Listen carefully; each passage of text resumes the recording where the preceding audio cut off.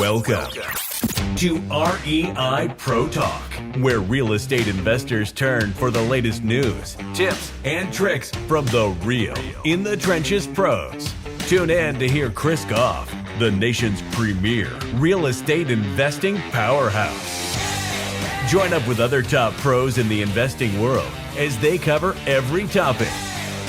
No fluff, no filler, no holds barred. All you need to know from start to paycheck. Okay, a couple things. One is we're getting deals, but we've done every kind of marketing under the sun, from cold calling to SMS to direct mail to TV commercials to whatever. And it seems like there's like SMS, for instance, so many people are doing it now that I'm not really, we had 66,000 SMSs last month, and we only had 121 that were even halfway, motivated to sell. And what I'm getting all the time is people just saying, make me an offer. And then you call them and whatever, you can't get through to the owners. And then with phones, it seems like maybe with cell phones, so many people now are screening their calls. They're not answering. I'm wondering what do you guys think is the best bang for buck on average for picking up leads?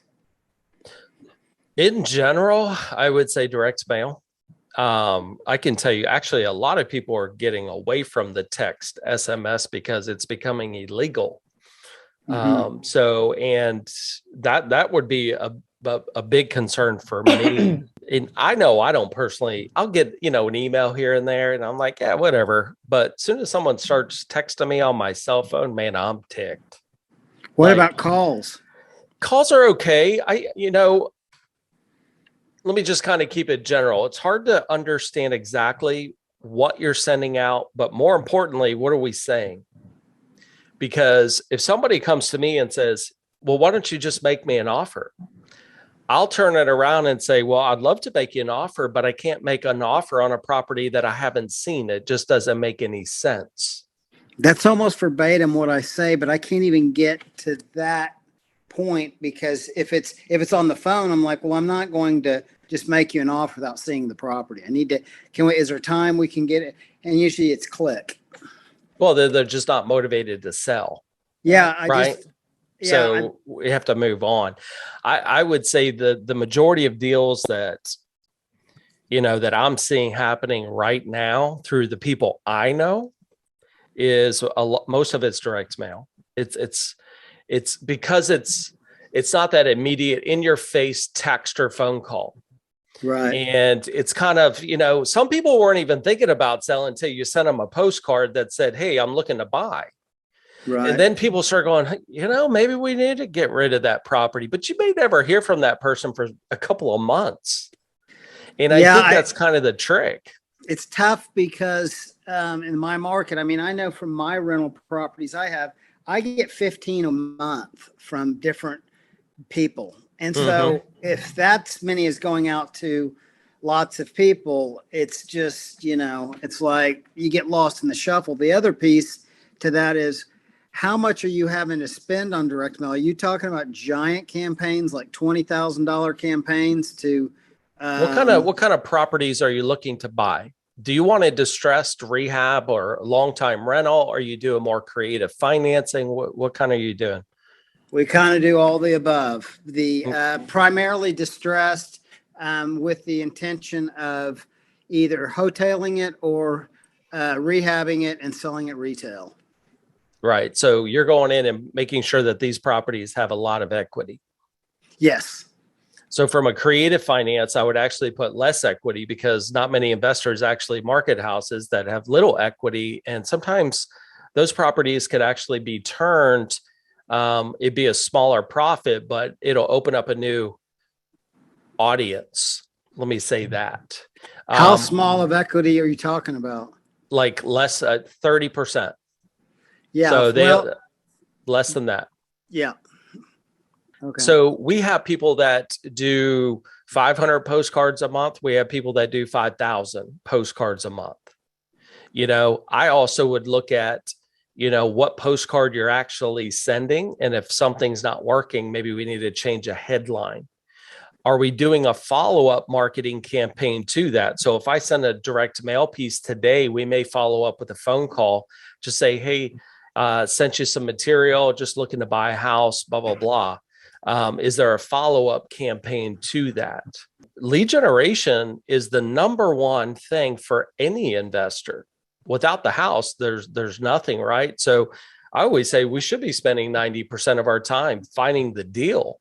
It's not the buyer, it's not this or that. It's actually just finding the deal, and depending on where you live, price points that you're looking at, there's a lot of variables that we're not for sure of. But if I was giving you an answer here, I think direct mail is going to be your most affordable and have a larger impact because it's not in your face. The text messaging, I would personally stay away from because it's just going to get even stricter rules out there. I'm not sure what state you're in, but I know Florida's got some major restrictions on this now. But direct mail to me is going to be the key thing, but understanding, what are we sending out? And also create, I always say with marketing, if you haven't gone through the edge, what I would tell everybody, this is exactly what they need to do, because so many people don't understand even how to write marketing.